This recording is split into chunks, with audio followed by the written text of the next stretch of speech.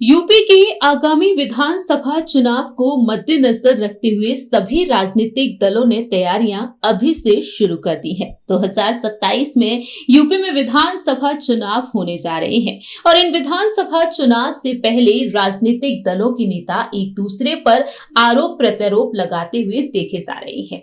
आपको जानकारी दे दें कि योगी सरकार में कैबिनेट मंत्री और सुहेलदेव भारतीय समाज पार्टी के अध्यक्ष ओपी राजभर ने आजमगढ़ में समाजवादी पार्टी और सपा अध्यक्ष अखिलेश यादव पर तीखा हमला बोल दिया है। अखिलेश यादव जो अक्सर कई मुद्दे उठाते हुए देखे जाते हैं, भारतीय जनता पार्टी पर तंज कसते हुए नजर आते हैं, तो वहीं पीछे नहीं रहते हैं ओपी राजभर। मालूम हो कि एक वक्त ओपी राजभर की पार्टी का गठबंधन रहा समाजवादी पार्टी से और ऐसे में साफ तौर पर दिखाई दिया है कि सुहेलदेव भारतीय समाज पार्टी के अध्यक्ष ओपी राजभर किस तरह से तंज कसते हुए देखे गए हैं। आपको जानकारी दे दें कि सर्किट हाउस में जन सुनवाई के दौरान उन्होंने कहा कि 95% अपराध करने वाले यादव समाज से आते हैं। उन्होंने आरोप लगाया कि सपा जाति देखकर राजनीति करती है और अपराधियों को संरक्षण देती है। राजभर का कहना है कि बाराबंकी में राजभर समाज के युवक की हत्या और मऊ में बेटी की हत्या जैसे मामलों में आरोपी यादव समाज से थे। उन्होंने ये भी कहा कि पिछड़े और दलित समाज के लोगों पर अत्याचार होने पर अखिलेश यादव चुप रहते हैं, लेकिन आरोपी उनकी जाति का होने पर उसे बचाने की कोशिश की जाती है।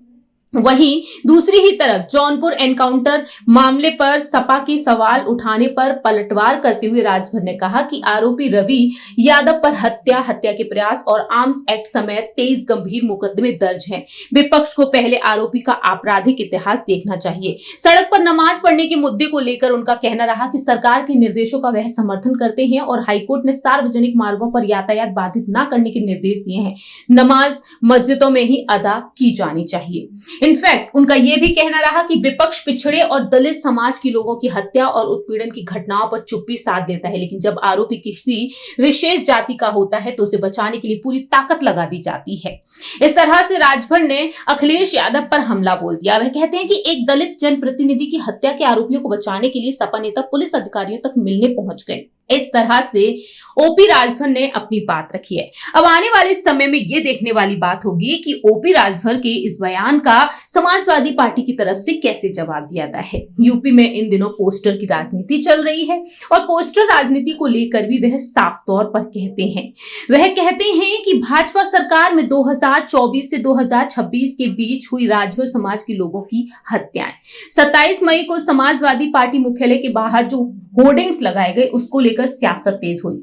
होर्डिंग सपा युवजन सपा के उपाध्यक्ष पंकज राजभर की ओर से लगवाई गई, जिसमें भाजपा और सुभाषपा पर राजभर समाज के उत्पीड़न का आरोप लगाया गया और इस मुद्दे को लेकर भी वह समाजवादी पार्टी को घेरते हुए नजर आए हैं।